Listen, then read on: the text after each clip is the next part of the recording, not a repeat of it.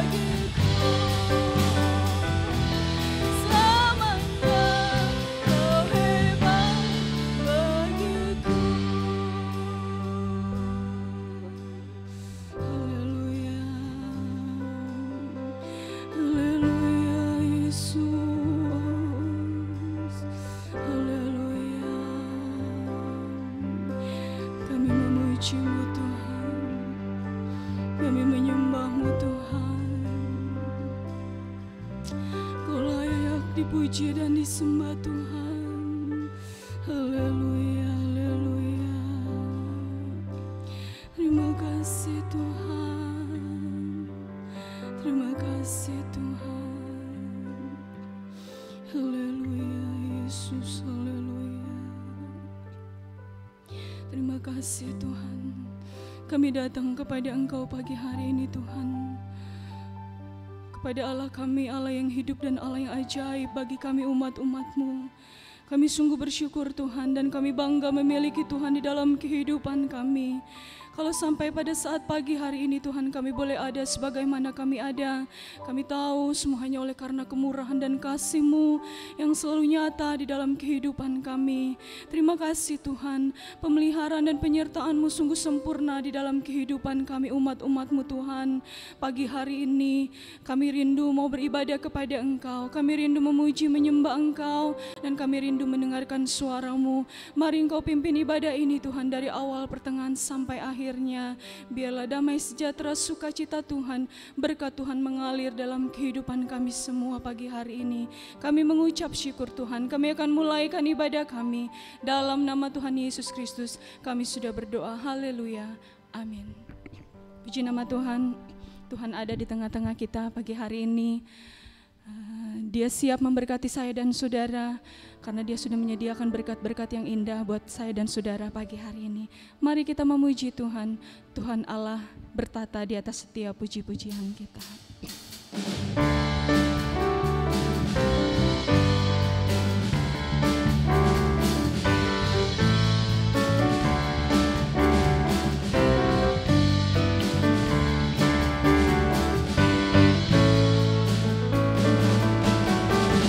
Tuhan Allah kita bertata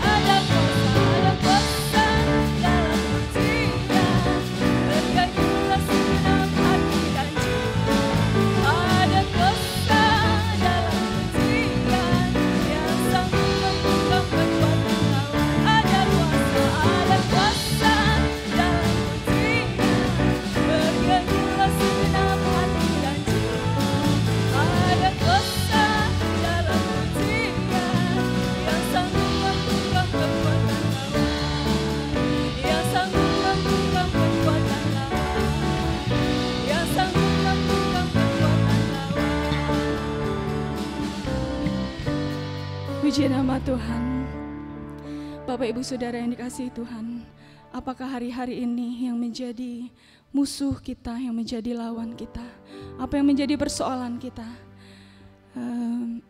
Mungkin secara manusia seringkali kita tidak mampu menghadapinya, tetapi kalau Allah ada di pihak kita, kalau Allah ada bersama dengan saya dan saudara, siapakah yang menjadi lawan kita? Tuhan Yesus naik ke surga, Dia tidak membiarkan saya dan saudara sendiri. Dia memberikan kuasa Roh Kudus untuk menyertai kita, agar kita dapat menghadapi setiap musuh-musuh persoalan selama kita hidup di dalam dunia ini. Kita akan nyanyikan pujian Ku Diberi Kuasa.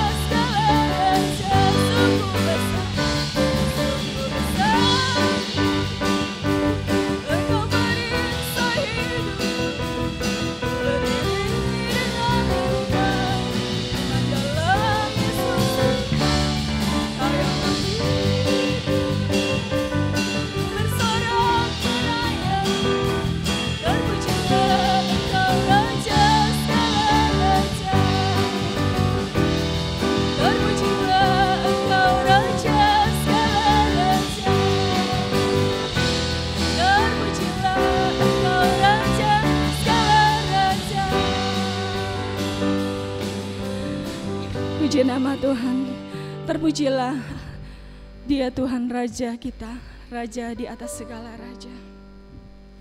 Kita sudah memuji Tuhan, kita sudah memuliakan Tuhan, dan saatnya kita akan mendengarkan kebenaran firman Tuhan. Kita mau siapkan hati kita. Dia tahu apa yang menjadi keperluan saya dan saudara saat ini. Apa yang kita butuhkan, karena di dalam Tuhan, Dia menyediakan segala pertolongan. Biarlah kita mau datang kepada Tuhan. Kita menyanyikan pujian, ku menyembah. Haleluya Yesus. Haleluya.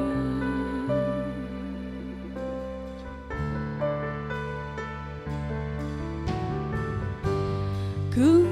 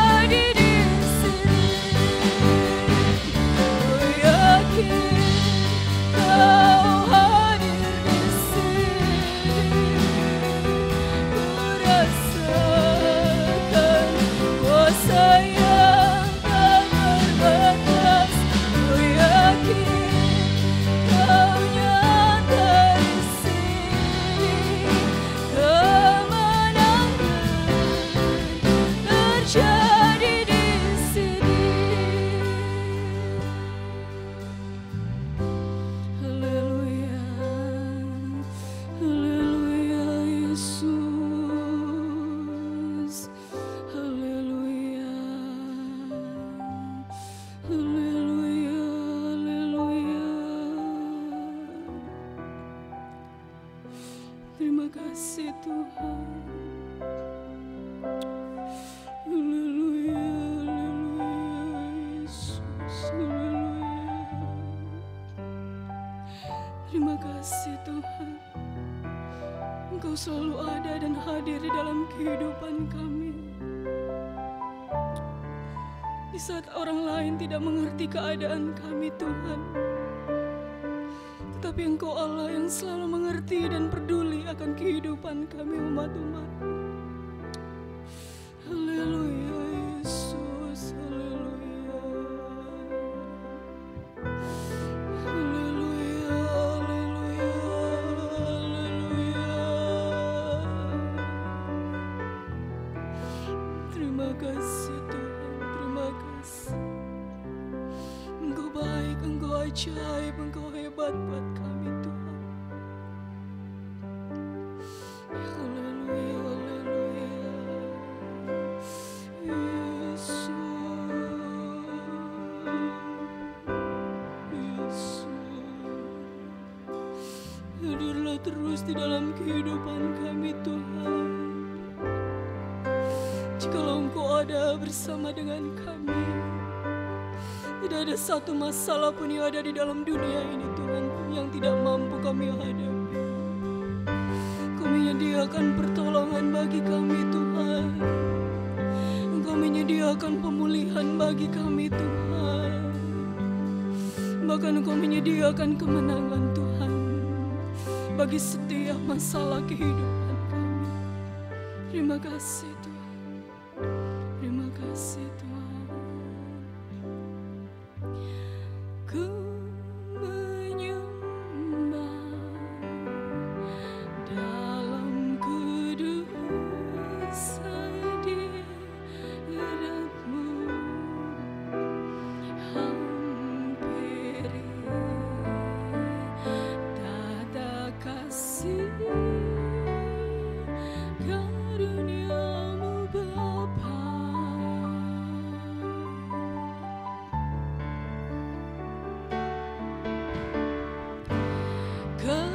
Kekuatanku hanya dalam hadirat-Mu, Yesusku.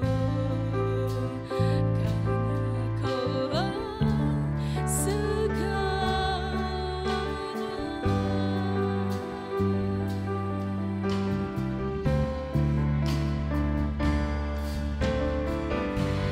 Ku menyembah dalam kudus hadirat-Mu,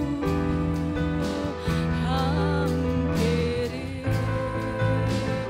tata kasih karunia-Mu Bapa.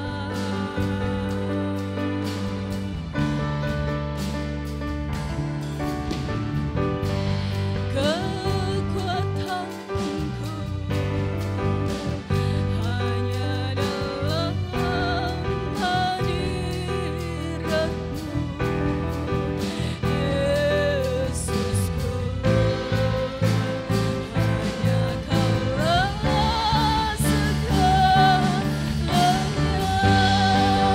Ku yakin Kau hadir.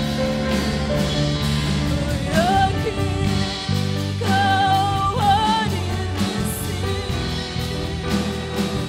Ku rasakan kuasa yang tak terbatas.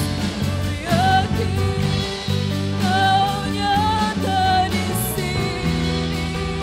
Kemenangan terjadi di sini. Ku yakin Kau hadir di sini. Ku rasakan kuasa yang tak terbatas. Ku yakin. Saya serahkan kepada Bapak Iskia.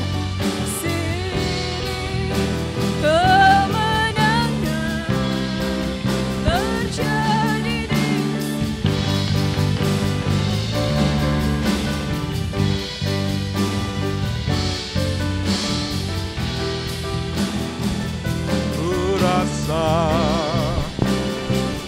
kuasa yang tak terbatas. Ku yakin Kau nyata di sini. Kemenangan terjadi, sisi pemulihan terjadi, kesembuhan terjadi di sini. Haleluya, haleluya, haleluya. Oh, haleluya, haleluya, haleluya, haleluya, haleluya. Bapa yang teramat baik, hati kami meluap dengan syukur Tuhan. Saat ini kami ada di hadirat-Mu, kami menunggu-nunggu, kami menanti-nanti Engkau. Kami sungguh butuh Tuhan. Meskipun kami tidak bisa berkumpul di satu tempat untuk menyelenggarakan ibadah, kami ada di rumah kami masing-masing. Tetapi kami rindu lawatan-Mu Tuhan, tetap kami alami, kami rasakan ya Tuhan. Oh, karena Engkau tidak terbatas oleh tempat Tuhan Yesus. Engkau tidak terbatas oleh geografi. Tetapi Engkau mencari hati yang terbuka, hati yang merindu, hati yang sangat menanti-nantikan Engkau ya Allah. Engkau tahu keadaan kami, Engkau tahu kerinduan kami Tuhan. Kami percaya Bapa, saat ini pun lawatan-Mu bagi kami. Kami boleh menikmati anugerah-anugerah ilahi dari sorga. Karena Engkau Tuhan Yesus berkenan memberkati kami. Oh mari Tuhan Engkau sampaikan firman-Mu. Mari Tuhan biarlah hati kami terbuka, hati kami dilembutkan oleh Roh Kudus. Karena firman-Mu berkuasa untuk menyelamatkan jiwa kami. Tuhan, keselamatan jiwa adalah proses melalui pendewasaan firman Allah. Dan biarlah Tuhan firman-Mu pagi hari ini pun memberkati kami. Engkau tolong hamba-Mu, Engkau tolong kami semua yang boleh menyaksikan ataupun menikmati ibadah ini secara online dimanapun berada. Tuhan, Engkau menembus batas-batas. Engkau Tuhan menjangkau kami. Engkau menjangkau hati kami. Engkau menjangkau kehidupan kami. Bapa di sorga, terima kasih Tuhan, terima kasih. Dalam nama Tuhan Yesus Kristus, kami mau duduk diam di kaki-Mu, menikmati sabda-Mu. Haleluya, haleluya. Amin. Puji Tuhan. Salam sejahtera di dalam kasih Tuhan kita, Yesus Kristus. Haleluya, haleluya, haleluya. Saudaraku, kalimat yang baru saja saya sampaikan itu bukan sekedar basa-basi. Meskipun Anda mendengar sering hamba-hamba Tuhan atau siapapun yang ada di mimbar, kemudian menyampaikan, menyapa Anda dengan salam ya saudaraku, salam sejahtera di dalam kasih Tuhan Yesus Kristus, atau di dalam bahasa Ibrani adalah Shalom. Itu adalah doa. Doa agar Anda semua alami damai sejahtera. Yang dari Tuhan, yang dari dalam. Karena damai sejahtera yang dari Tuhan itu permanen. Apapun yang terjadi di luar tidak akan mengganggu damai sejahtera Anda yang ada di dalam. Namun kalau damai kita dari dunia, dari luar, begitu dunia berubah, maka suplai damai sejahteranya pun berubah. Dan itu semu, itu tidak akan bertahan, itu tidak akan kuat, dan tidak akan menguatkan kita menghadapi gejolak dunia ini. Saudaraku, sekali lagi salam sejahtera di dalam kasih Tuhan Yesus Kristus. Kiranya damai sejahtera Allah yang melampaui segala akal memerintah hatimu. Hatimu tenang, hatimu kokoh kuat di dalam pengharapan dan iman kepada Tuhan Yesus. Amin saudara, amin, haleluya. Saudaraku, ini bulan Agustus, 2 hari lagi kita memperingati Hari Kemerdekaan Republik Indonesia. Kita bersyukur saudaraku, negara ini sejak tahun 45 Tuhan beri kemerdekaan. Kemerdekaan adalah anugerah Tuhan. Tetapi kemerdekaan juga dialami oleh satu bangsa karena ada orang-orang yang tidak egois. Mereka yang tidak mengasihi dirinya sendiri, mereka rela berkorban, yaitu para pahlawan. Kalau di Jakarta ada Taman Pahlawan Kalibata, kalau saudara pernah ke sana, itulah pribadi-pribadi yang tidak egois. Pribadi-pribadi yang rela berkorban bagi banyak orang. Sebab kemerdekaan itu mahal. Kemerdekaan itu mahal dan kalau Anda menikmatinya secara gratis, orang lain telah membayar harganya. Itu sebabnya kita berdoa untuk bangsa ini di bulan-bulan ini, agar Tuhan mengaruniakan hikmat dan kekuatan kepada bangsa ini yang telah Tuhan beri kemerdekaan, untuk mengisi kemerdekaan ini dengan hal-hal yang positif, untuk membangun bangsa ini. Saudara renungkan ya, sejak SD kita menerima pelajaran bahwa Indonesia itu jamrud khatulistiwa, banyak kekayaan yang Tuhan berikan, posisinya begitu strategis. Tergantung warganya bisa memanfaatkan itu sebagai kesejahteraan mereka atau tidak. Ya saudara, berdoa terus untuk bangsa ini, berkati bangsa ini di mana kita hidup di dalamnya. Namun konflik atau persoalan yang lebih besar skalanya, penjajahan, perbudakan yang lebih besar skalanya adalah manusia yang telah jatuh dalam dosa. Dan sejak peristiwa salib Golgota, maka Tuhan telah menyediakan jalan pengampunan dosa bagi manusia. Tuhan telah menyediakan jalan rekonsiliasi bagi manusia. Tuhan telah menyediakan jalan keselamatan bagi manusia, karena ada satu pribadi yang tidak egois. Ada satu pribadi yang tidak mementingkan diri sendiri, yang tidak mempertahankan kodratnya sebagai Allah di sorga, tetapi yang rela merendahkan diri sebegitu rupa agar dia bisa menjadi jalan keselamatan bagi seluruh umat manusia. Dialah Yesus Kristus Tuhan kita, yang telah membayar harga yang begitu mahal, harga kemerdekaan bagi roh dan jiwa dan keadaan kita seutuhnya sebagai manusia di hadapan Allah. Itulah harga kemerdekaan.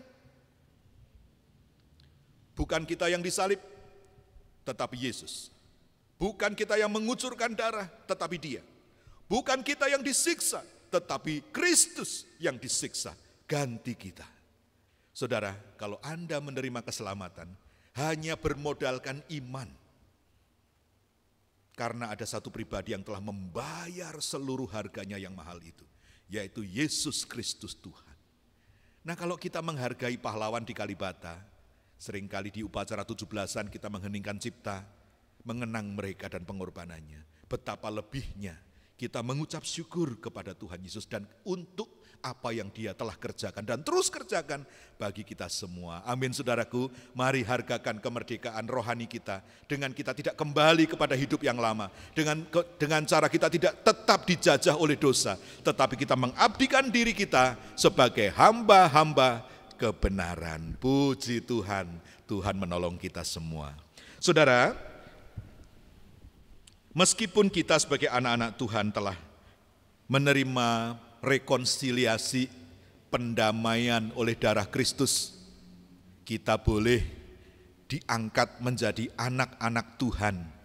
Tuhan berkenan untuk menjadi Bapa bagi kita semua, padahal kodratnya, levelnya itu sebenarnya kita tidak layak, ya, tetapi kita dilayakkan untuk menjadi anak-anak Tuhan.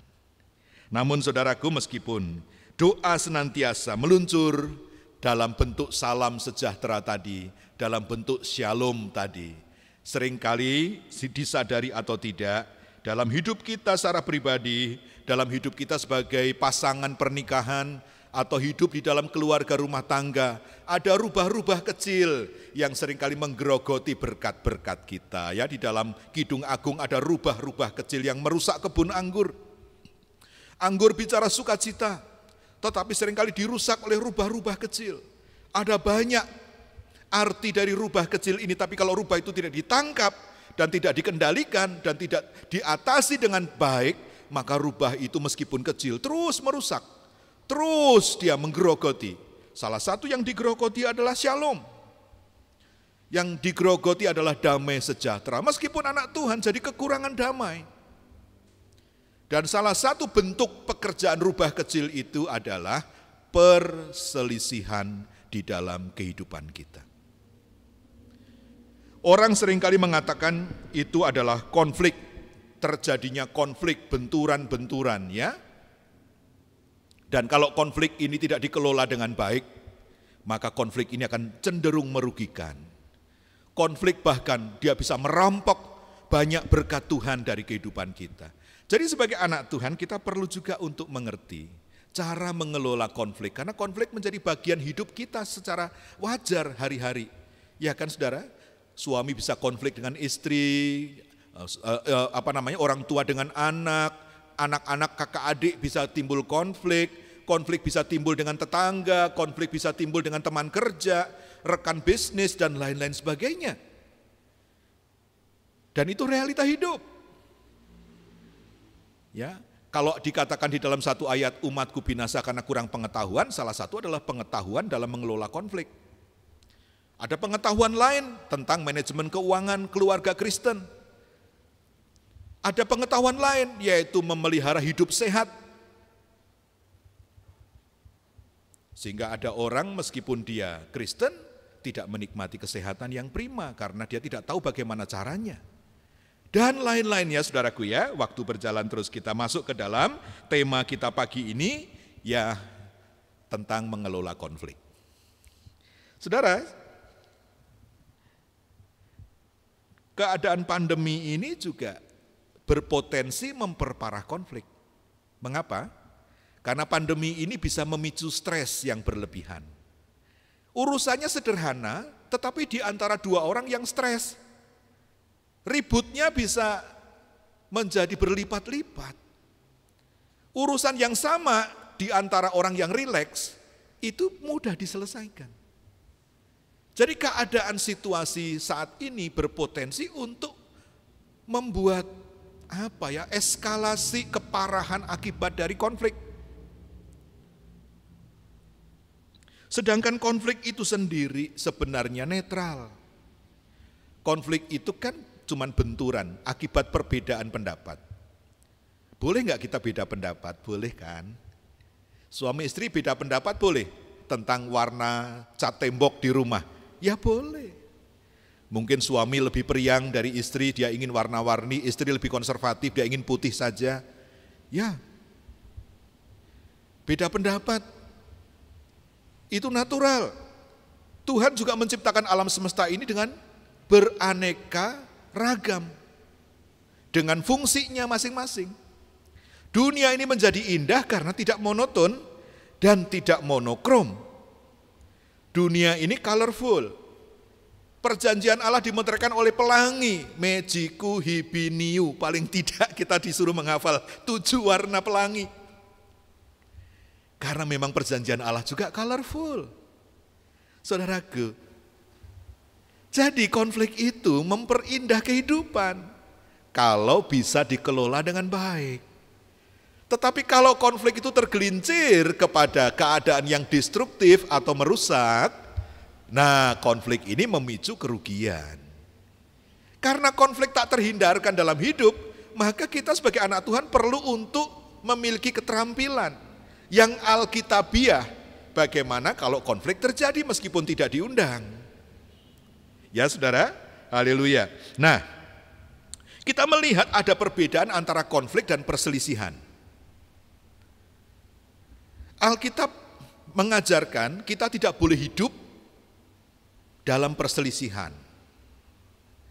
Karena perselisihan itu sudah akan sama dengan pertengkaran, keributan, dan itu sudah merusak. Itu sudah merusak. Mengapa konflik tergelincir kepada perselisihan? Iri hati masuk, kesombongan masuk, egois masuk, amarah masuk. Jadi konflik ditambah iri hati, kesombongan, ego, marah, dan segala macam, terjadilah perselisihan. Perselisihan tidak bisa diselesaikan, terjadilah pertengkaran. Pertengkaran tidak bisa diredakan, terjadilah peperangan, pertempuran saling membinasakan. Kita baca di dalam Roma 13 ayat 13. Roma 13 ayat 13, marilah kita hidup dengan sopan.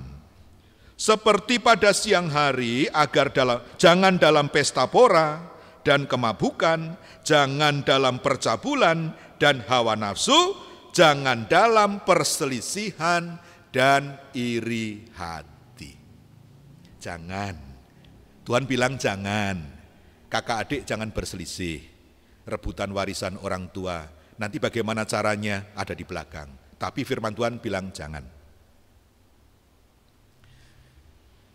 Ya saudara, 1 Korintus 3 ayat 3. Mengapa kita tidak boleh hidup dalam perselisihan?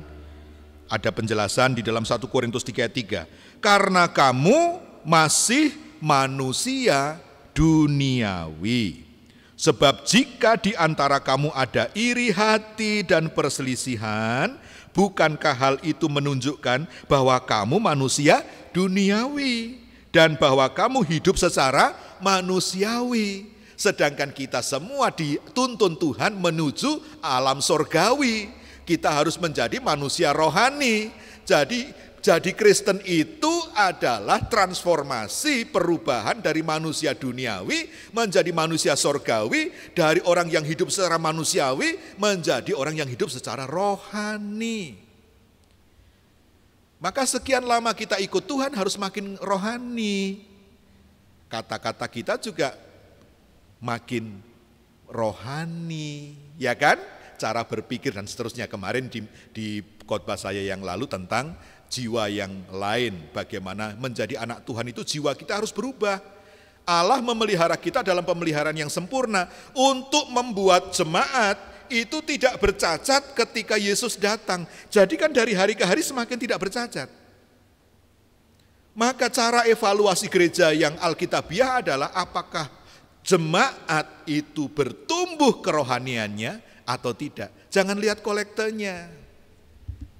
Jangan kalau rapat itu melaporkan kas kami sekarang berapa. Itu urusan Tuhan ngisi kas kita. Yang menjadi persoalan kan apakah jemaat bertobat enggak? Apakah firman Allah berkuasa enggak untuk mengubah hidup jemaat? Jemaat makin dewasa enggak? Makin berkenan enggak? Itu yang dievaluasi. Jadi kalau Bapak Ibu Saudara semua ada yang dipercaya oleh hamba Tuhan gembala kita sebagai pengurus wadah, itu yang Anda perhatikan ketika rapat pengurus. Apakah ibadah-ibadah yang diselenggarakan itu mengubah hidup dari jemaat atau tidak? Kelakuannya berubah enggak? Itu yang penting. Kalau tidak berubah, bahaya loh. Sebab kondisinya pada waktu Tuhan datang harus tidak bercacat. Itu harus dicicil, saudaraku. Tidak bisa radikal pada waktu itu kemudian jreng. Nah, konflik itu sebenarnya Tuhan izinkan untuk melatih kita. Nanti kita akan melihat ayatnya ya, kembali. Jadi pertama Tuhan melarang kita jangan hidup dalam perselisihan. Karena orang yang berselisih dan iri hati itu manusia duniawi. Bahaya kalau terus-menerus begitu. Galatia 5:19-21.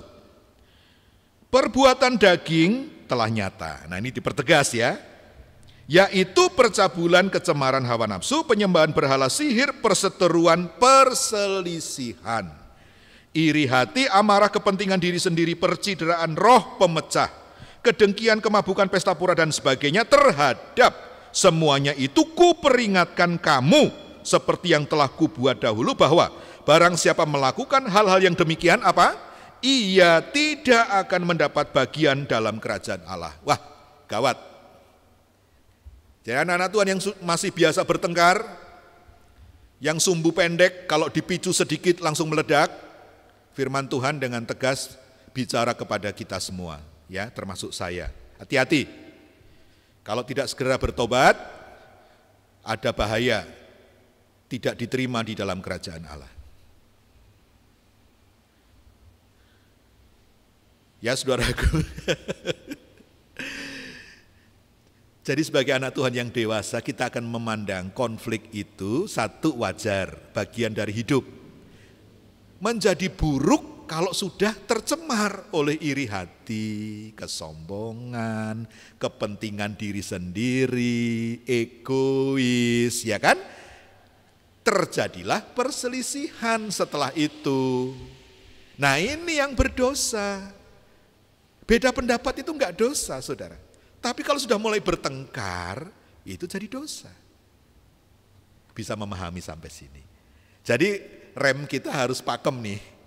Beda pendapat itu boleh, tapi jangan tergelincir sampai kepada pertengkaran. Bisa ngerem enggak? Ya kalau remnya blong terus ya repot kita. Bis yang remnya blong juga masuk jurang, saudara. Baik, kita lanjut ya saudara ya. Jadi beda pendapat itu wajar.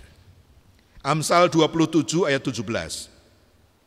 Besi menajamkan besi, orang menajamkan sesamanya. Jadi yang Tuhan mau itu kita saling menajamkan, bukan saling menghancurkan, bukan saling mematahkan.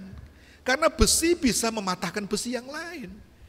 Dan besi juga bisa menghancurkan besi yang lain, tapi itu bukan yang Tuhan mau.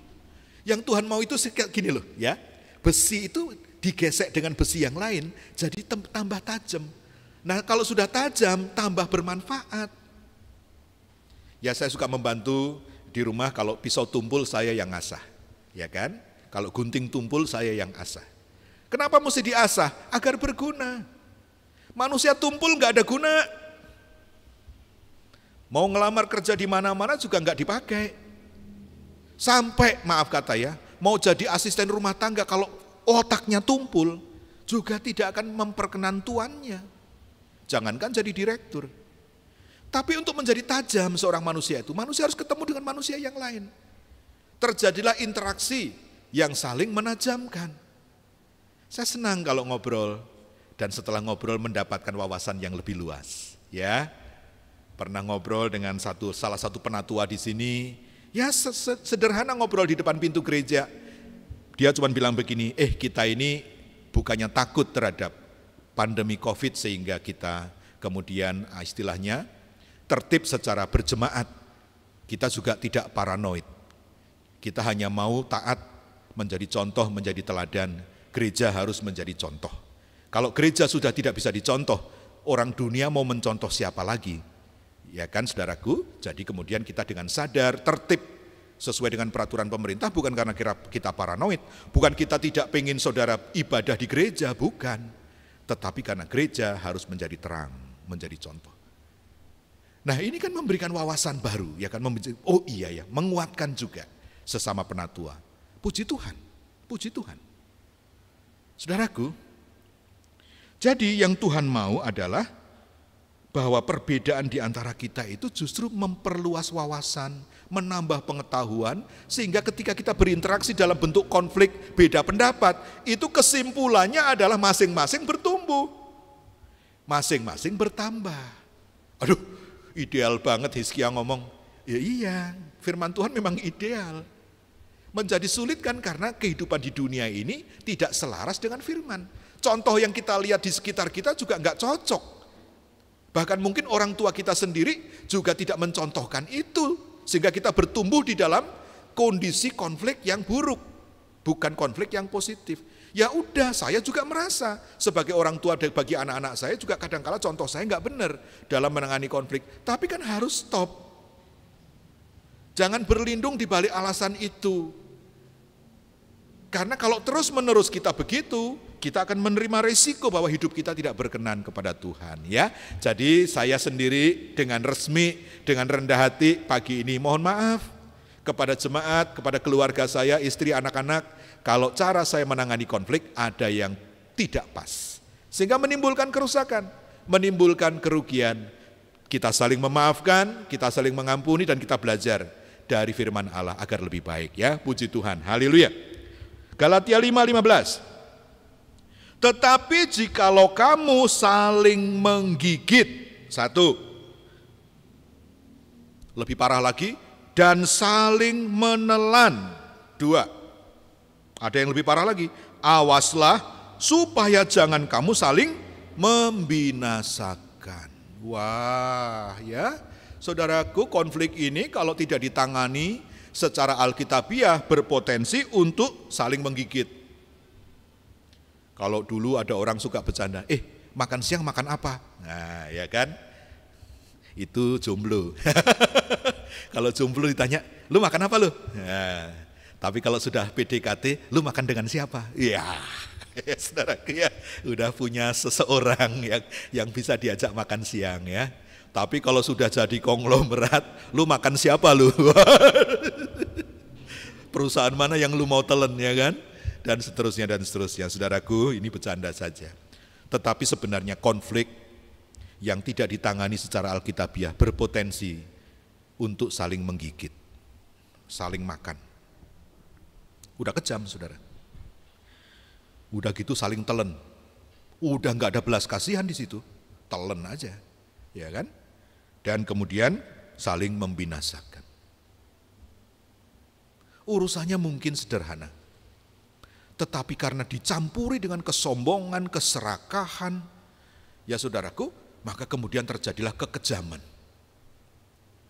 Hati-hati, hati-hati ya saudara.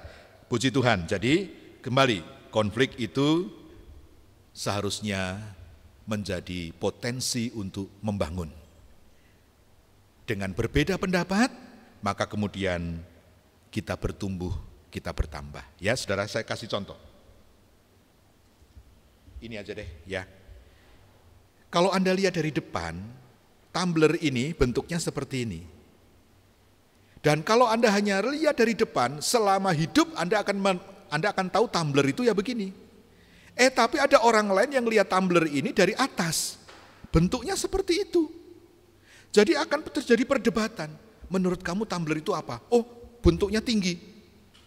Kotak gitu. Tinggi kotak, ada dua warna, oranye sama hitam. Yang hitam kecil, yang orange agak panjang. Oh, itu tumbler ya. Kalau pendapat situ apa? Oh, tumbler itu bulat, hitam semua. Loh, ini ngomongin tumbler yang sama, kenapa kok jadi beda secara apa istilahnya, ekstrim. Nah, ya saudara, kalau kemudian yang terjadi adalah ego, masing-masing mau menang sendiri, maka kemudian ribut. Yang satu pergi dengan definisi tumbler itu tinggi, dua warna, yang satu pergi dengan definisi tumbler itu lingkaran bulat hitam, tetapi ditambah dengan kejengkelan, kebencian, dendam. Kan mendingan nggak ngomong, daripada perginya sudah kemudian tambah berdosa, tambah tercemar. Tapi kalau kemudian masing-masing ingin tahu latar belakang pendapat dari masing-masing, kemudian saling menjelaskan, terjadilah perspektif yang utuh. Tadi satu dimensi, kemudian berubah menjadi 3 dimensi. Oh, ternyata tumbler itu adalah 3 dimensi. Kalau lihat dari depan seperti ini, lihat dari atas seperti ini, lihat dari bawah seperti ini, dapat gambar yang utuh. Berpisah dengan pengetahuan yang bertambah. Kan itu gunanya konflik sebenarnya. Ya saudara, puji Tuhan. Nah, cukup. Yang kita harus hati-hati, jangan sampai konflik itu justru membawa kerugian. Konflik membawa kerugian kalau tergelincir kepada perselisihan. Perselisihan tergelincir pada pertengkaran, pertengkaran tergelincir kepada saling membinasakan. Ini yang membuat konflik itu membuahkan perkara yang tidak baik. Nah, contoh di dalam Alkitab menyelesaikan konflik yang baik. Kejadian 13 ayat 6 sampai 8. Kejadian 13 ayat 6 sampai 8. Tetapi negeri itu tidak cukup luas bagi mereka untuk diam bersama-sama. Siapa mereka? Adalah Abraham dan karyawannya, dan Lot dan karyawannya. Sebab harta milik mereka amat banyak, sehingga mereka tidak dapat diam bersama-sama. Berkat ya. Berkat memicu konflik. Lah, aneh lagi nih. Ya kan? Waktu belum diberkati aman. Begitu sudah diberkati ribut. Mendingan mana? Kalau mau milih ekstrim, yang mendingan tidak diberkati biar enggak ribut. Tapi kan kita tidak mau begitu. Dan hamba-hamba Tuhan selalu berdoa agar Anda semua diberkati. Tapi kalau berkat membawa keributan, mendingan mana? Nah, Abraham tidak mau tergelincir pada pilihan yang sulit itu. Abraham mau mengarahkan agar meskipun diberkati, tidak timbul konflik. Itu pilihan yang terbaik. Tadi kan pertanyaannya, diberkati konflik, tidak diberkati aman. Pilih mana? Abraham nggak mau milih. Dia milih diberkati dan tidak konflik. Tapi itu nggak jatuh dari langit. Itu harus diupayakan. Seseorang harus do something untuk membuat konflik itu tidak menghilangkan berkat. Jadi nggak bisa didiemin konflik itu. Konflik itu harus diurus dan diarahkan. Ulangin bersama dengan saya. Konflik itu wajar. Ya, berpotensi merusak. Kalau mau membawa berkat, konflik harus diurus dan diarahkan. Enggak bisa didiemin. Nah, Abraham do something. Lot enggak. Lot diem aja. Hamba-hamba mereka bertengkar. Abraham yang lebih dewasa rohaninya, dia melihat ada potensi bahaya di balik ini. Maka dia berbuat sesuatu. Itu yang namanya mengelola konflik. Ya saudaraku. Ayat 7. Karena itu terjadilah perkelahian antara para gembala Abram dan para gembala Lot. Waktu itu orang Kanaan dan orang Feris diam di negeri itu, nonton, jadi tontonan. Mereka mungkin menunggu kesempatan kalau mereka bertengkar, jadi lemah, rebut harta bendanya. Ya saudara. Ayat 8. Maka berkatalah Abram kepada Lot, janganlah kiranya ada perkelahian antara aku dan engkau. Jangan ada. Jadi Abraham itu disiplin. Apa yang boleh ada di dalam kehidupannya dan apa yang tidak boleh ada, itu dia tegas. Beberapa orang tua kan gak tegas. Rumahnya itu ya berisi pujian, misalnya istrinya lagi masak di dapur sambil memuji Tuhan, anaknya ngomong kotor, ya kan? Ngomong kotor dengan teman-temannya yang main di rumah situ, didiemin aja. Campur di dalam rumah itu antara pujian dan omongan kotor. Abraham bukan seperti itu. Abraham adalah orang tua yang mau berkat itu permanen dan berkesinambungan. Dan dia tahu betul bahwa berkat itu turun atas dia selama dia memegang kehidupan yang tidak bercela. Sebagaimana yang Tuhan mau, hiduplah di hadapanku dengan tidak bercela. Nah, salah satu hidup tidak bercela itu adalah tegas. Apa yang boleh ada di rumah, apa yang tidak boleh ada di rumah, itu tegas. Makanya Abraham bilang, janganlah kiranya ada perkelahian antara aku dan engkau, dan antara para gembalaku dan para gembalamu, sebab kita ini kerabat, gak pantas. Sama dengan jemaat yang rohani, kita ini anak Tuhan loh, gak boleh. Kita ini jemaat, ya. Beberapa hari yang lalu atau beberapa minggu yang lalu ada jemaat tanya kepada saya, Hizkia, saya mau tanya, saya bingung nih, kenapa? Saya ini dirugikan orang, oke? Siapa yang dimaksud orang itu? Orang Kristen, bahkan pendeta. Oh, kenapa dia merugikan? Ya, dia cerita persoalannya, oke. Nah, rencana kamu apa? Apa mau diperkarakan secara hukum atau gimana? Karena kamu berhak untuk memperkarakan ini secara hukum, karena ini kasus perdata. Dan sedikit ada aroma pidana karena ada penipuan dan segala macam. Lah tapi dia pendeta. Lah iya, makanya kamu ke majelis wilayah aja untuk mengadukan pendeta ini biar diurus sama ketua wilayah. Ya tapi wah macam-macam ya. Itu di depan gereja sebelum ibadah dimulai. Waktu masuk gereja, firman Tuhan tentang pengampunan. Setelah gereja dia nyamperin saya, Hizkia, aku sudah dapat jawaban. Tadi firman Allah sudah bilang, oh puji Tuhan. Kenapa? Ya kita sesama anak Tuhan. Kalau sampai perkara dibawa ke pengadilan, ditonton banyak orang, apalagi diberitakan oleh mass media. Aduh saudaraku. Ya. Jadi Abraham itu mengelola konflik sebagai kerabat, tidak pantas ada pertengkaran.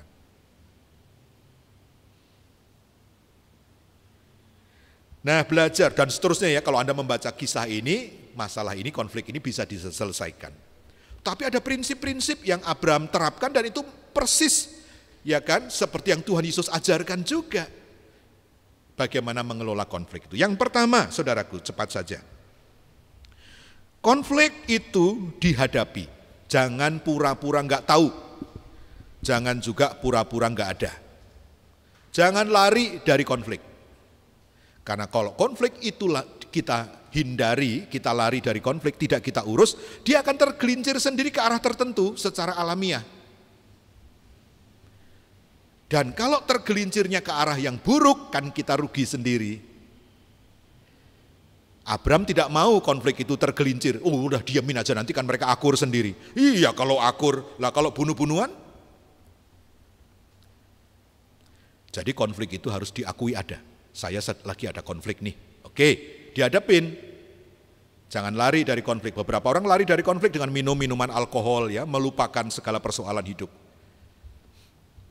Atau keluar dari rumah, ya kan, kemudian kongkow dengan teman-teman, mereka bercanda, main kartu dan lain-lain sebagainya untuk melupakan konflik itu. Enggak akan selesai, makin parah malah. Ya, jadi Abram sebagai contoh, dia menangani konflik secara anak Tuhan, yaitu dalam damai dan untuk perdamaian. Kata kuncinya adalah berdamai, damai. Jadi konflik kalau sudah cenderung menuju kepada perselisihan dan pertengkaran harus segera didamaikan oleh pendamai. Siapa pendamai? Matius 5 ayat 9. Berbahagialah orang yang membawa damai, karena mereka akan disebut anak-anak Allah. Saudara anak Allah, anak Tuhan, nah berarti saudaralah pendamai itu. Siapa penjaga perdamaian di dalam rumah tanggamu? Yaitu anak Allah yang ada di dalam rumah tanggamu itu. Tidak selalu mereka yang lebih dulu jadi Kristen, tetapi mereka yang hidup sebagai anak Tuhan. Itu yang disebut pendamai sebab dia membawa damai.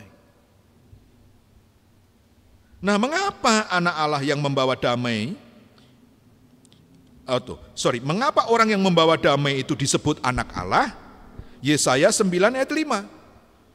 Sebab seorang anak telah lahir untuk kita, seorang putra telah diberikan untuk kita, lambang pemerintahan ada di atas bahunya, dan namanya disebutkan orang penasihat ajaib, Allah yang perkasa, Bapa yang kekal, Raja damai.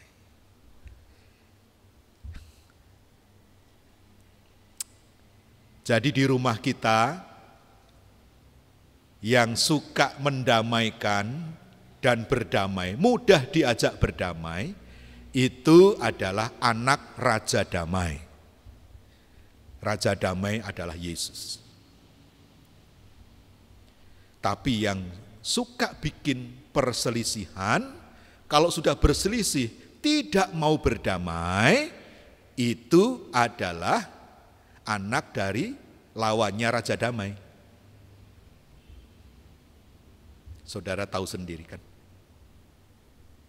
Yesus punya musuh, atau Yesus tidak memusuhi, tetapi musuh itu memusuhi Yesus, namanya roh antikris. Kalau antikristus anti surga juga, markasnya di neraka, rajanya iblis.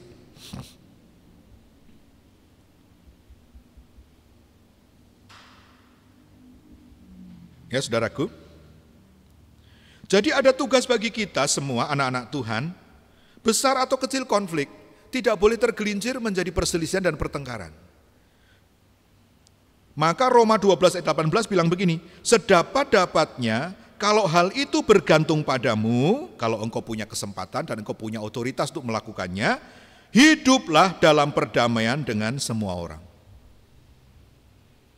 Kemarin anak saya merasa keberisikan oleh pekerjaan tukang di tetangga, ya, suara gerinda yang ring dan seterusnya. Ya, dia ngobrol dengan saya. Ya, saya menganjurkan untuk kita mau mengerti bahwa di sebelah masih ada pekerjaan tukang. Kalau tidak bisa diingatkan untuk dia pindah lokasi karena memang lokasinya di situ, ya kita yang pindah lokasi di kamar yang lain. Mungkin itu akan membuat atau mengurangi berisiknya. Sementara mungkin anak saya butuh konsentrasi untuk mengerjakan tugas atau kuliah dan segala macam. Saya pun demikian karena WFH, maka rapat-rapat dari rumah dan tetangga saya sedang membangun rumah. Wah, saudaraku, kadang-kala suara tok dan seterusnya sangat mengganggu. Tetapi kita mau ribut sama mereka. Atau kita menjadi pembawa damai. Pernah mereka kerja sampai jauh malam. Saya sudah mau istirahat. Saya samperin, Pak, belum selesai. Oh, ini Pak, sumurnya pompa sumurnya mati, kita nggak bisa mandi, jadi kita lagi betulin ini. Oh iya, saya harus maklum dong. Itu bukan pekerjaan yang mereka rencanakan itu adalah accident. Ya sudah, saya bilang semoga cepat selesai dan seterusnya. Saudaraku, kadangkala kita sulit untuk menjadi pembawa damai. Ego kita lebih menonjol. Kita memperjuangkan kepentingan kita. Kita merasa tersinggung. Ya, dalam hal ini kemudian saya menyampaikan satu hal ya saudaraku. Mengapa ada orang Kristen yang sulit untuk berdamai? Dan juga untuk menyelesaikan konflik secara anak Tuhan, karena selama ini dia hanya mau jadi Kristen. Dia belum mau untuk jadi seperti Yesus. Kalau Yesus tidak mau berdamai dengan kita, mati kita semua.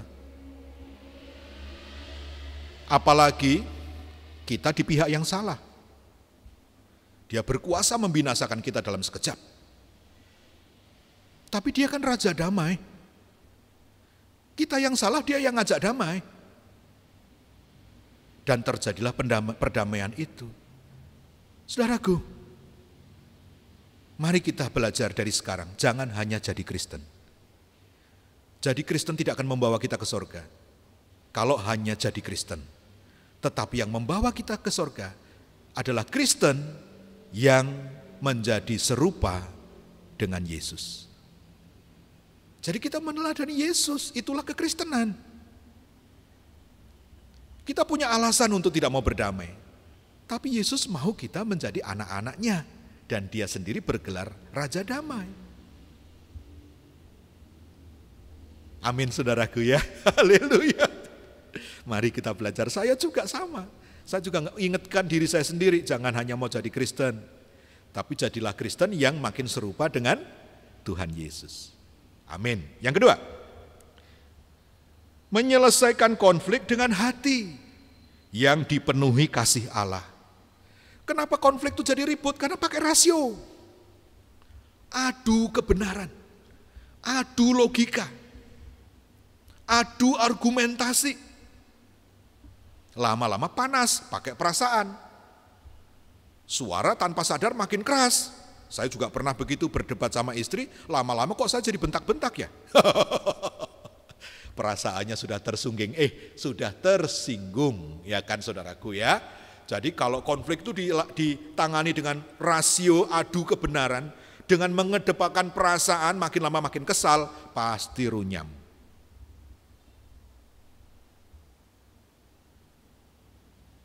Sekalipun kita benar dan setiap orang pasti merasa benar, pihak sana juga merasa benar.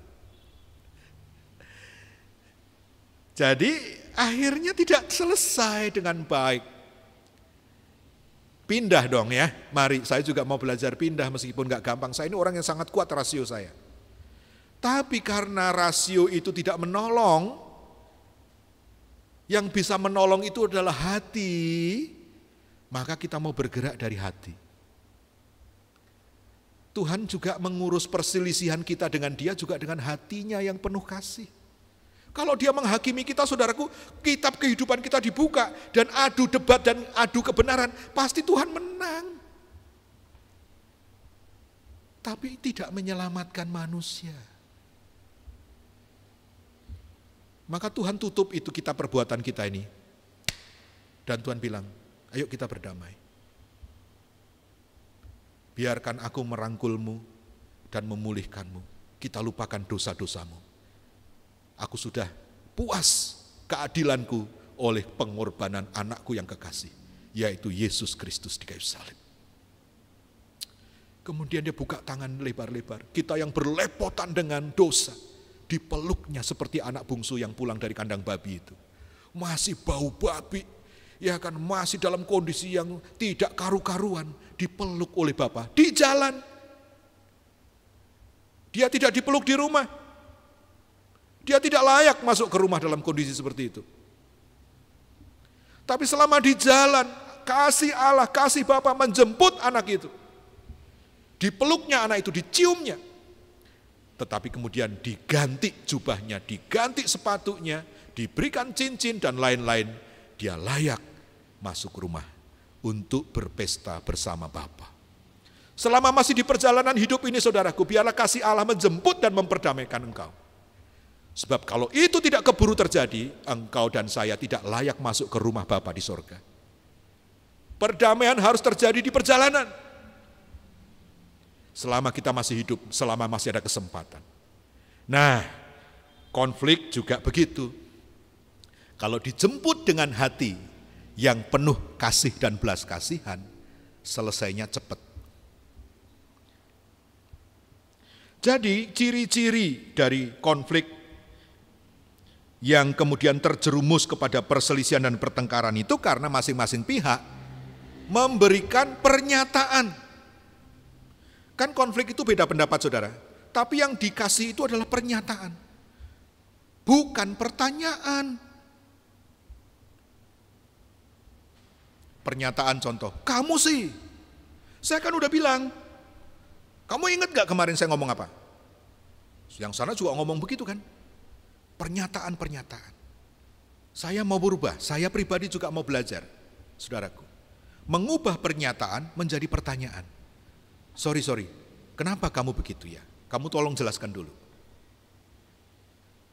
Nah, dengan masing-masing bertanya, maka pihak yang satu lainnya akan berkesempatan menjelaskan.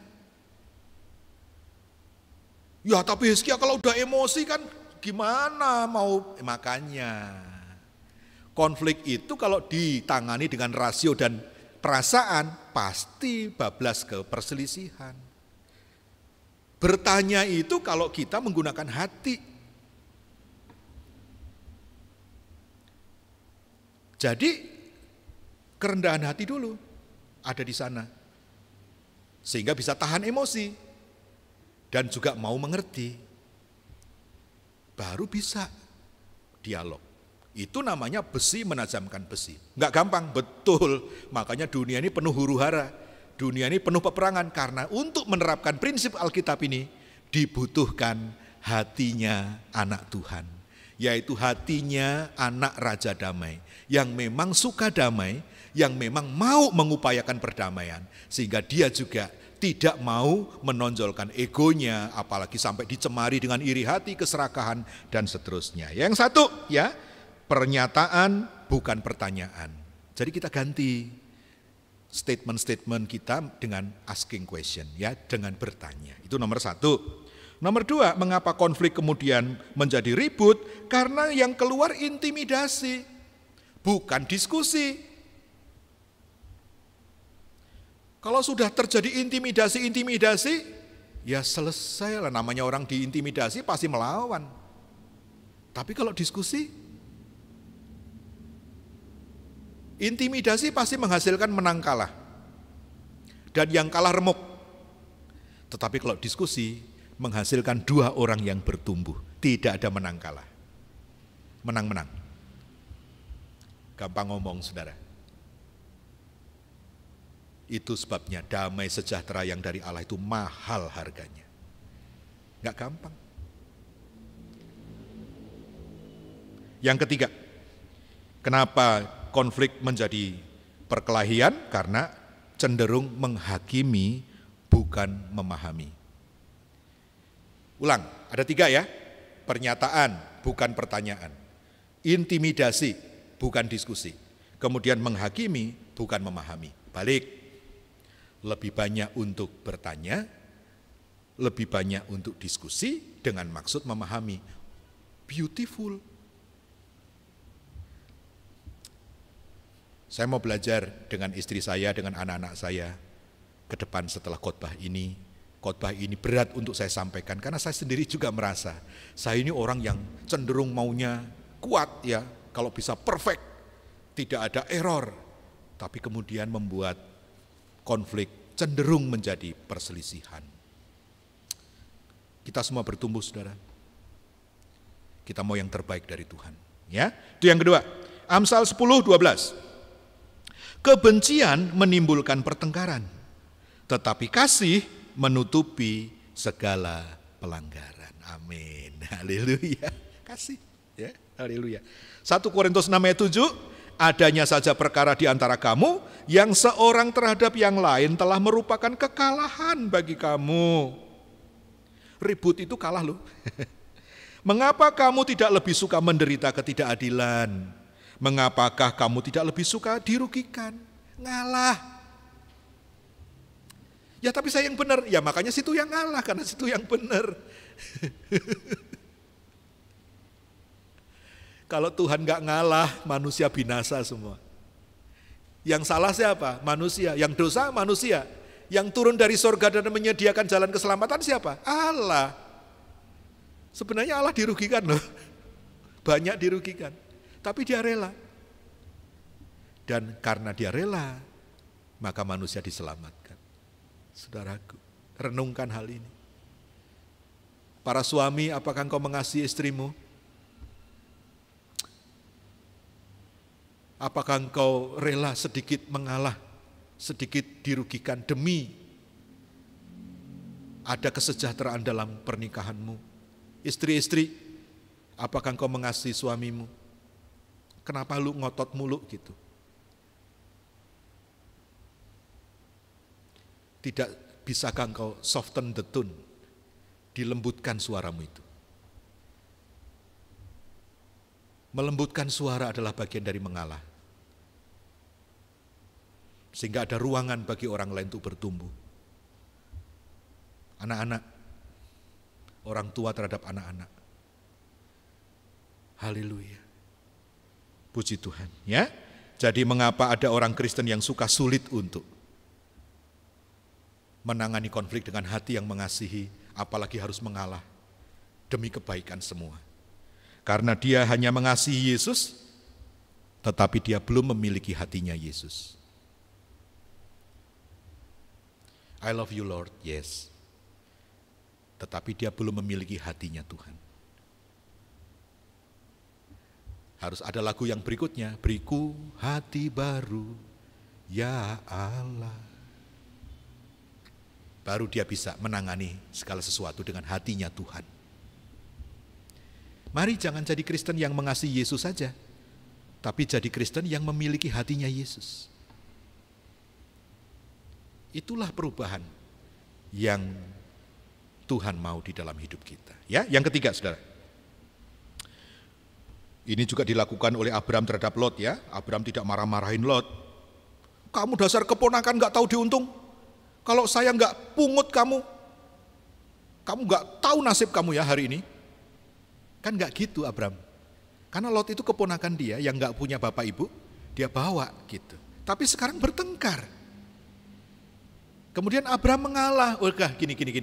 Kamu pilih dulu. Ini prinsip yang kedua tadi. Kamu pilih dulu. Kalau kamu ke kanan, aku ke kiri. Kalau kamu ke kiri, aku ke kanan. Padahal Abraham sebagai om, ya dia berhak dong untuk milih dulu. Tapi itu tidak akan menyelesaikan persoalan. Itu pasti akan menimbulkan keributan. Akhirnya Lot yang milih dulu lembah Yordan. Abraham ke bagian tanah yang tandus dan kering. Apa enggak rugi saudara? Beternak itu kan yang penting rumput dan air. Dan itu dipilih oleh Lot. Lembah Yordan itu banyak rumput dan banyak air. Abraham akibat mengalah, dia dapat tanah kering. Tapi ketika Lot sudah pergi, Abraham sendirian, Tuhan hadir dan Tuhan bilang, pandang, jalani semua tanah yang kau injak dengan kakimu, ku berikan padamu dan keturunanmu. Oh, dan Tuhan tidak bilang begitu di lembah Yordan. Malah kemudian lembah Yordan dihancurkan bersama Sodom dan Gomora karena dosanya. Ya sudah, itu urusan dari mereka ya dengan memilih. Tetapi dalam menyelesaikan konflik ini, Abraham juga menerapkan prinsip yang pertama. Ya, prinsip yang pertama tadi apa saudaraku, masih ingat?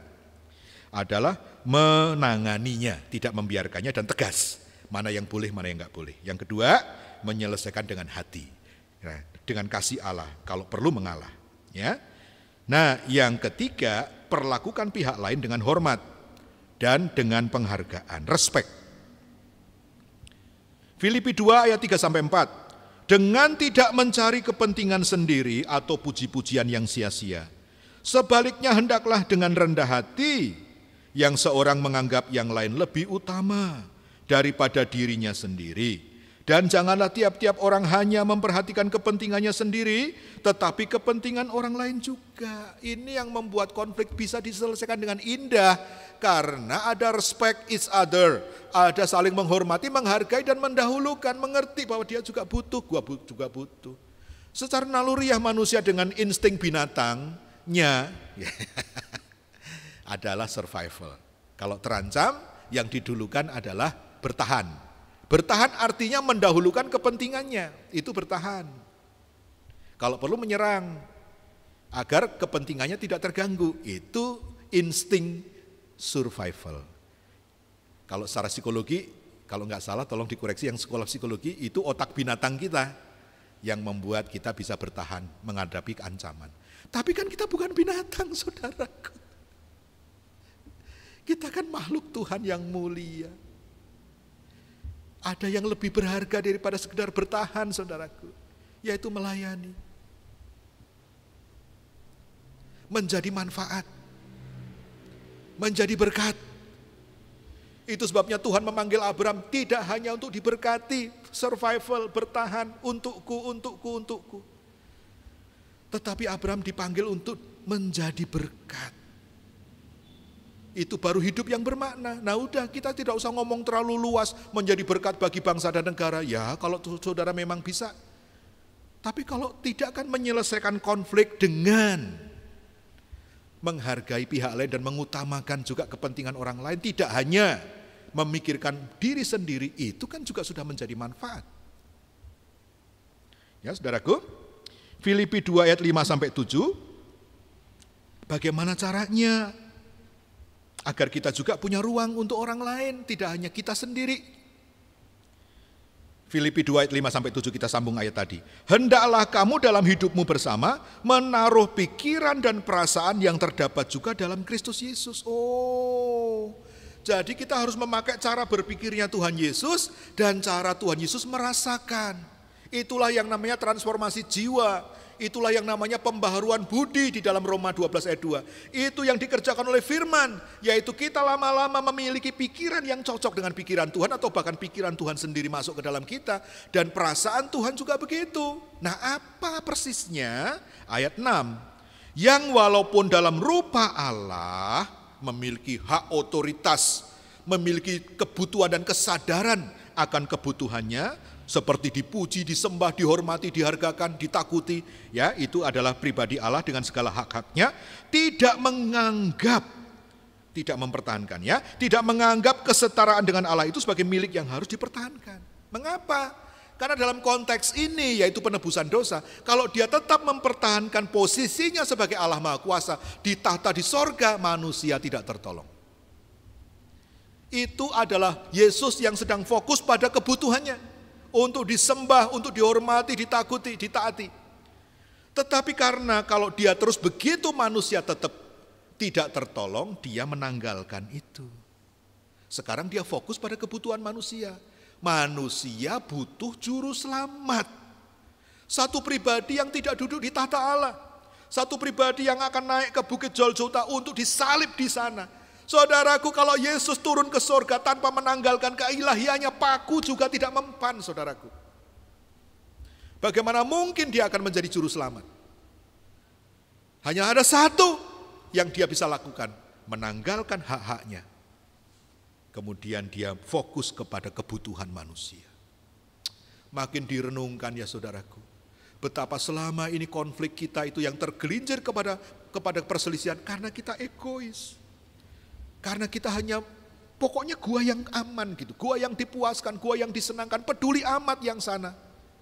Saudaraku, mohon maaf, ini agak tidak nyaman untuk didengar dan sebenarnya kurang pantas disampaikan di hari mimbar. Jadi ada orang yang menyelesaikan konflik itu dengan prinsip buang angin, saudara, maaf ya, kentut. Kentut itu saudaraku, pihak yang kentut itu yang lega. Tapi pihak lain kan kemudian menjadi korban, saudara. Jadi ada orang yang cenderung pokoknya gua yang rileks gitu, gua yang rilis, gua yang aman, hak gua terpenuhi, peduli amat yang lain. Nah kalau itu terjadi antara suami istri, bubar saudara. Dan kalau itu terjadi di dalam keluarga, ya kemudian akhirnya pecah. Yesus tidak meneladankan begitu. Dia tidak menggunakan prinsip buang angin. Ya, ayat yang ke-7, melainkan telah mengosongkan dirinya sendiri, kosongin, dan mengambil rupa seorang hamba, dan menjadi sama dengan manusia. Ayat ini dalam sekali, tetapi untuk menyingkat waktu, saya hanya ambil satu kata, mengosongkan diri. Kenapa Anda tersinggung? Karena enggak kosong. Ada kesombongan di dalam dirimu. Ada sesuatu yang kau bela, ingin kau buktikan, ingin kau tunjukkan. Aku loh, ini eksistensiku, ini jati diriku. Memang enggak ngomong gitu, tetapi reaksi Anda adalah cerminan dari bahwa hatimu enggak kosong. Maka di dalam pelajaran dasar orang Kristen, salah satu yang Tuhan Yesus katakan dengan eksplisit adalah, belajarlah kepadaku karena aku ini lemah lembut dan rendah hati. Lemah lembut dan rendah hati. Itu berkebalikan dengan kodrat manusia pada umumnya yang ingin menonjol. Mungkin ya saudara, waktu sebelum menikah salah satu pihak, entah itu suami, entah itu istri, orang tuanya diberkati, jadi dia kayak prince gitu di rumahnya, kayak princess. Serba dilayani, apa-apa tersedia. Bahkan cenderung dia yang nyampah, orang lain yang bersihin, kan gitu. Itu udah menjadi habitnya dari kecil sampai dia menjelang menikah. Waktu menikah, ternyata ya dia harus menata dirinya agar rumah tangganya menjadi baik. Salah satunya adalah mengerjakan segala sesuatu sendiri. Tapi dasar kebiasaan dan mentalnya sudah mental dilayani, maka kemudian terjadi konflik, maka dia kesombongannya muncul, lalu taringnya nongol, kata-katanya menghina, kemudian menunjukkan bahwa dia tidak respek. Mirip seperti Mikal yang tidak menghormati Daud ketika Daud sedang menari-nari di depan tabut Tuhan. Daud tidak mengurus itu, Daud kosong. Dia tidak mengurus itu, dia tidak tersinggung. Karena tidak ada sesuatu yang ingin dia buktikan di depan Mikal. Tapi Tuhan urus Mikal. Dia mandul, tidak melahirkan anak. Karena perintah Tuhan adalah istri-istri hormatilah suamimu. Suami kasihilah istrimu. Jadi saudaraku, singkat kata adalah ketika konflik itu membuat kita bereaksi berlebihan, itu menunjukkan bahwa kita tidak kosong. Ada sesuatu, entah itu harga diri, entah itu kepentingan sendiri yang kita perjuangkan. Tuhan Yesus meneladankan bahwa dia mengosongkan diri. Maka ketika dia ditangkap, difitnah, dia disiksa, disalib, dia tidak melawan. Dia menerima itu sebagai panggilan pelayanan dari Bapa. Dan dia menjalankan misi sebagai juru damai. Mendamaikan manusia dengan Allah. Mengerti saudara? Saya pun perlu untuk memastikan makin kosong. Ya, haleluya. Jadi mengapa ada anak-anak Tuhan yang belum bisa untuk menyelesaikan konflik dengan respek satu dengan yang lain, mendahulukan kepentingan orang lain, tidak hanya memperjuangkan kepentingannya sendiri, karena mungkin dia meskipun di gereja dia adalah pelayan Tuhan, dia hanya seorang pelayan, aktivis, tapi dia belum menjadi hamba. Dia belum menjadi hamba Tuhan. Dia baru menjadi pelayan. Kalau seorang pelayan dikritik bisa ngamuk. Tapi kalau dia seorang hamba, dia akan hamba di gereja, dia juga akan hamba di rumah. Hati hamba. Ya, yang terakhir saudara. Ingat bahwa di bumi ini kita adalah saksi bagi kemuliaan Tuhan. Kalau kita ribut, rumah tangga ribut, apa kata dunia? Yaitu kalau TV bilang gitu ya, saudara. Katanya Yesus Raja Damai. Katanya surga itu tempat damai sejahtera. Lah kok enggak ada gambarnya di kehidupan anak-anak Tuhan di bumi. Ya itu hoaks katanya. Viral sih ada di YouTube, khotbah-khotbah pendeta-pendeta, ya kan? Viral juga melalui media-media, Instagram dan lain-lain. Viral sih, tapi hoaks. Lah apa kemudian itu yang akan kita peragakan di dunia? Tentu tidak. Ya saudara, 2 Korintus 3 ayat 2. Kamu adalah surat pujian kami yang tertulis dalam hati kami dan yang dikenal dan yang dapat dibaca oleh semua orang. Mereka tahu loh Anda Kristen, saya Kristen, dan mereka melihat kehidupan kita setiap hari. Termasuk dalam cara kita menangani konflik. Sudah saya katakan di depan bahwa dalam perjalanan kerohanian saya pun, kalau Anda telisik satu-satu, ya masih banyak. Artinya terkait dengan penanganan konflik yang kurang bijak, ya saya ada cerita gitu. Dan kalau itu terkait dengan tetangga saya misalnya, apakah dia melihat atau mendengar, rasanya ada juga 1-2 kasus. Tetapi kemudian setelah itu terjadi saya merenungkan ayat ini dan saya menyesal. Iya ya, saya ini gak sempat nginjil ke tetangga. Tetapi kalau, atau bukan gak sempat nginjil, kerinduan ada, doa ada. Tetapi mungkin pintu belum terbuka. Tetapi memperagakan dalam hidup sehari-hari kan boleh. Itu sebagai suatu Injil yang hidup. Termasuk ketika ada perselisihan, ada perbedaan pendapat. Dan kita dipanggil untuk memperagakan cara anak Tuhan menyelesaikan konflik. Termasuk di kantor, konflik dengan pelanggan, konflik dengan tetangga, konflik dengan supplier, dan seterusnya. Mereka lihat gak bahwa kita ini adalah anak-anak Raja Damai, utusan sorgawi, yang dalam menyelesaikan konflik itu mempunyai caranya, yaitu sebagai pembawa damai dan kebenaran.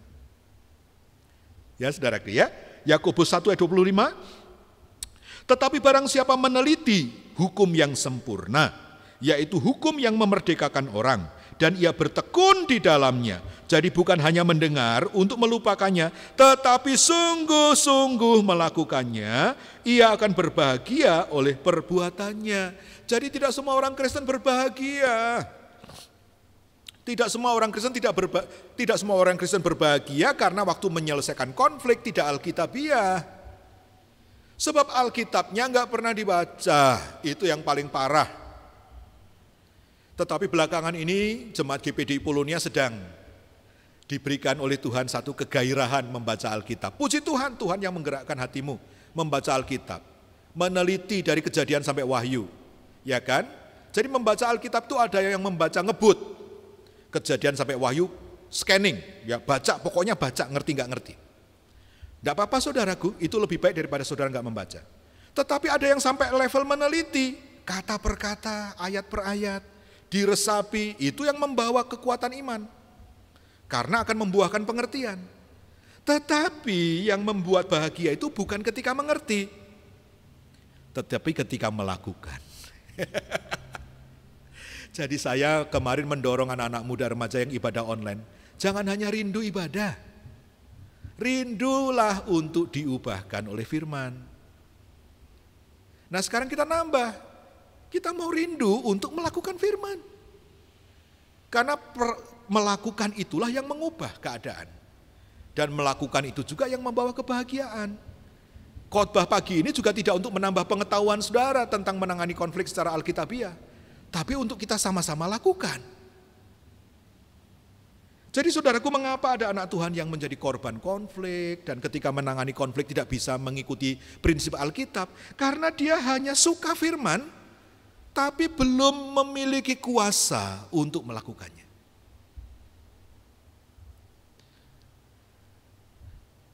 Kisah 1 ayat 8, kamu akan menerima kuasa kalau Roh Kudus turun atasmu. Kuasa untuk apa? Kuasa untuk menjadi saksi. Saksi itu apa? Saksi itu melakukan firman. Tahukah saudara? Banyak orang suka, ya nggak salah sih, mengkaitkan kepenuhan Roh Kudus dengan pelayanan yang spektakuler, dengan mujizat-mujizat. Itu betul, itu kerinduan kita. Tapi yang paling basic, penuh dengan Roh Kudus itu adalah untuk membuat kita taat dan melakukan firman. Baru dengan begitu kita bisa jadi saksi, bukan saksi dusta. Jadi ada 4 hal yang kita mau bawa pulang sebagai penutup. Yang pertama saudaraku, jangan hanya jadi Kristen, tapi jadilah seperti Yesus. Teladani dia. Ini untuk kita semua ya, bahasa saya memang bahasa nasihat, tetapi untuk saya juga. Yang kedua, jangan hanya mengasihi Yesus, milikilah hatinya. Dan yang ketiga, jangan hanya aktif di gereja, jadilah hamba Tuhan.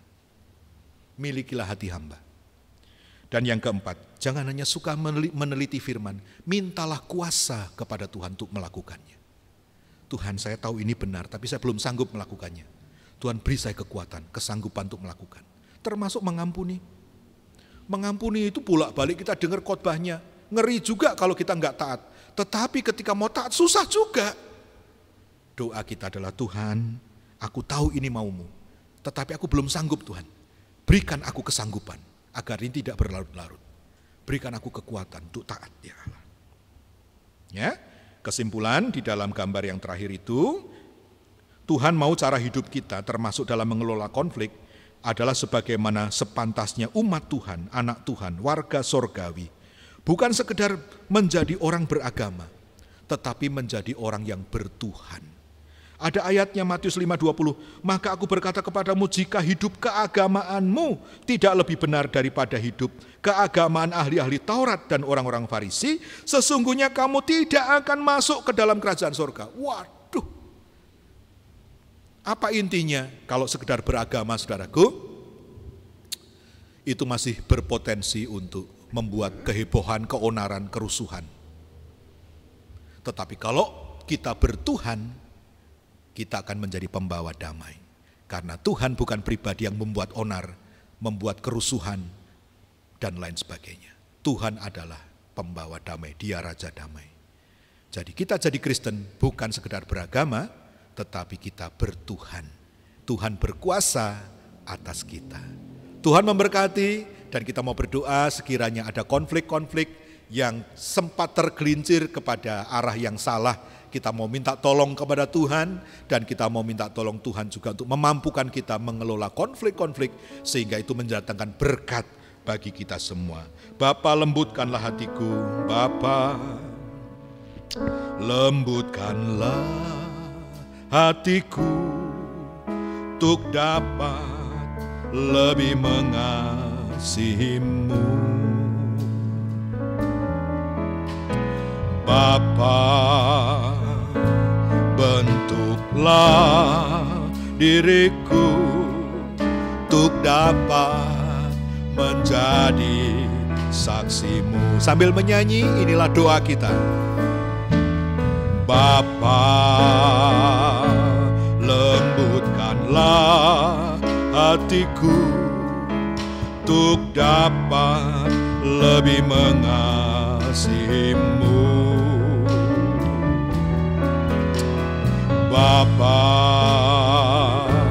bentuklah diriku untuk dapat menjadi saksimu dan mengerti rencanamu di dalam hidupku. Jadikan aku semakin indah di hadapanmu. Terima kasih Yesusku, terima kasih Yesusku. Puji syukur hanya bagi Tuhanku. Terima kasih Yesusku, terima kasih. Amin. Puji syukur hanya bagi Tuhanku.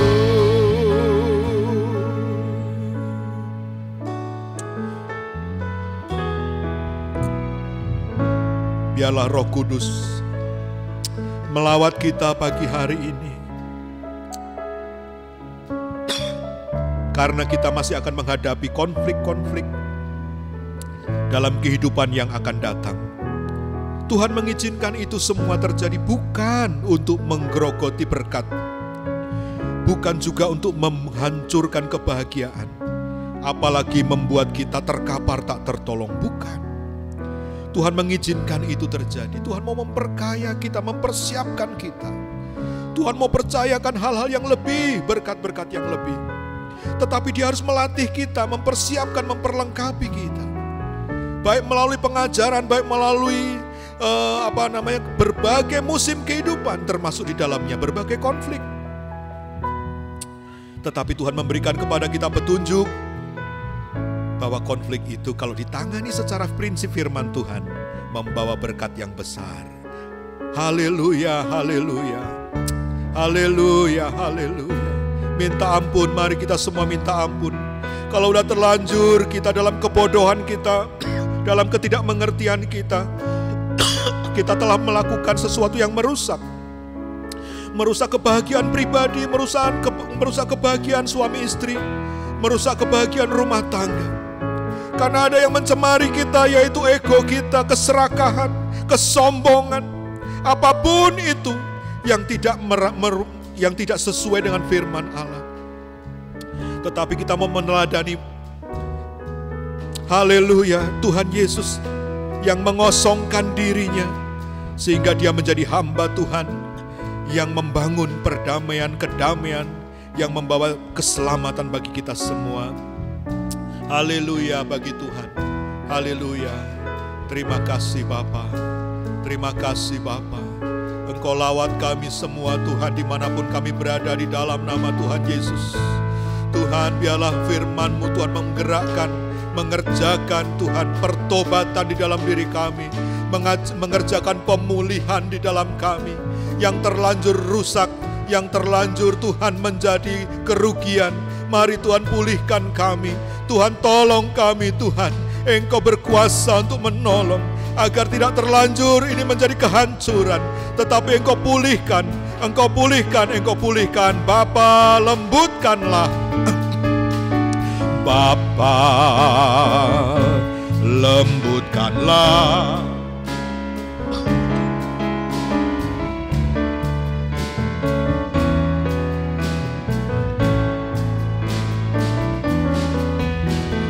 Bapa, bentuklah diriku untuk dapat menjadi saksi dan mengerti rencana-Mu di dalam hidupku. Amin. Jadikan aku semakin indah di hadapan-Mu. Terima kasih Yesusku, terima kasih Yesusku. Amin. Puji syukur hanya bagi Tuhanku. Terima kasih Yesusku, terima kasih Yesusku. Puji syukur hanya bagi Tuhanku. Amin, amin, amin. Kami renungkan firman-Mu untuk kami lakukan. Karena ketika kami melakukan, kami berbahagia olehnya. Dan melakukan firman-Mu itu yang mengubahkan hidup kami, mengubahkan nasib kami, mengubahkan keadaan kami, dan memastikan masa depan kami penuh dengan pengharapan. Beri kami kuasa Tuhan untuk melakukan firman-Mu. Beri kami hati-Mu Tuhan. Biarlah kami semakin hari semakin serupa dengan Engkau ya Allah. Kami tidak mau sekedar menjadi orang yang beragama, tapi kami mau menjadi orang yang bertuhan. Kami menghormati Engkau, kami taat kepadamu. Kami Tuhan dikuasai oleh Roh-Mu dan dipimpin oleh Roh Allah. Sebab kami adalah anak-anak-Mu. Dalam hal ini Tuhan, Engkau memberi kami kuasa untuk mengelola konflik-konflik yang ada. Sehingga itu boleh menghasilkan berkat yang memuliakan Engkau. Membuat kami berbahagia, bersuka cita, bertumbuh di hadirat-Mu ya Allah. Semakin dewasa, semakin disempurnakan. Ampuni segala kesalahan kami di masa yang lalu. Akibat tidak mengerti, akibat kami ceroboh, akibat kami Tuhan hanya mengedepankan emosi. Tetapi biarlah Tuhan oleh hikmat Allah dalam langkah-langkah kami selanjutnya, pertolongan-Mu Tuhan, hikmat-Mu, kuasa-Mu Tuhan menyertai kami. Sehingga segala sesuatu yang kami kerjakan, Engkau membuatnya beruntung dan berhasil oleh karena penyertaan-Mu. Memberkati bangsa dan negara kami mengucap syukur ya Bapa untuk kemerdekaan yang Tuhan berikan sejak tahun 45. Dan biarlah kami diberikan kekuatan dan kuasa untuk menikmati kemerdekaan itu, untuk mengisinya dengan pembangunan yang mensejahterakan masyarakat. Berikan kepada kami pemimpin-pemimpin yang berkenan di hati-Mu. Dan biarlah Tuhan Engkau menyertai mereka dengan hikmat yang dari Tuhan, menuntun dengan tangan kanan-Mu yang membawa kemenangan. Belas kasih-Mu atas ratusan juta orang Indonesia. Tuhan, yang berharap akan kasih dan belas kasih-Mu. Tuhan, Engkau tolong, Engkau lawan, diberikan hati yang takut akan Tuhan. Berikan kebijaksanaan agar kami mendapat kasih sayang Tuhan. Terima kasih Bapa, ampuni dosa bangsa kami. Ampuni dosa para pemimpin kami. Segala praktek-praktek yang tidak berkenan di hadapan-Mu Tuhan, Engkau tahu. Engkau ampuni, Engkau sucikan bangsa ini dari orang-orang yang tidak berkenan, orang-orang jahat, orang-orang yang hanya mementingkan diri sendiri dan merugikan masyarakat. Sebaliknya Engkau angkat Tuhan orang-orang yang berkenan kepadamu, mereka yang menjadi hamba-hamba-Mu di pemerintahan, di dalam posisi manapun, dimanapun Engkau tempatkan mereka. Terima kasih Bapa di sorga, memberkati juga GPDI Polonia, tempat kami berbakti bersama, bertumbuh bersama. Mari Tuhan, Kau tolong Bapak dan Ibu Gembala kami, Tuhan, Engkau berikan kesehatan selalu. Dan biarlah ibadah-ibadah yang diselenggarakan meskipun masih secara online, Tuhan terus memberkati dan kami semua boleh menerima lawatan-Mu. Ya Tuhan, yang boleh memberkati kami semua secara pribadi, secara keluarga. Tuhan, Engkau mencurahkan berkat kasih sayang-Mu.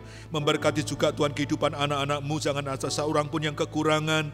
Mungkin ada yang terganggu bisnisnya oleh karena pandemi, berikan kreativitas, berikan solusi Tuhan.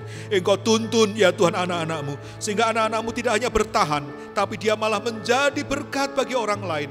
Oleh karena justru di keadaan pandemi ini, mereka boleh Tuhan dipimpin oleh Tuhan untuk membuka usaha, untuk mempekerjakan orang-orang, untuk menjadi pelayan-pelayan masyarakat yang berkenan di hadapan Tuhan.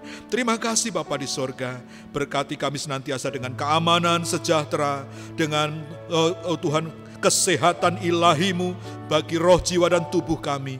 Kesehatan kami telah dikerjakan oleh Tuhan, kesembuhan kami telah dibayar oleh Tuhan, di kayu salib oleh bilur-bilur-Mu Engkau telah menyembuhkan kami, sehingga kami boleh hidup dalam kesehatan yang dari Tuhan.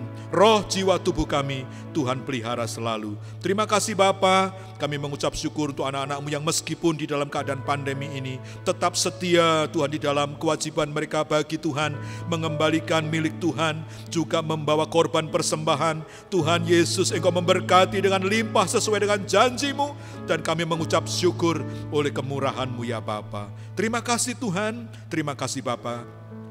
Biarlah berkat dan rahmat serta perlindungan dari Allah Bapa, cinta kasih yang kekal dan menyelamatkan dari Yesus Kristus, serta penyertaan Roh Kudus yang ajaib yang memampukan kita untuk melakukan firman-Nya, senantiasa tinggal bersama-sama dengan kita, menyertai kita dan memberkati kita saat ini sampai selama-lamanya, di dalam nama Bapa, Putra, dan Roh Kudus, di dalam nama Tuhan Yesus Kristus. Haleluya, haleluya, haleluya. Amin. Puji Tuhan.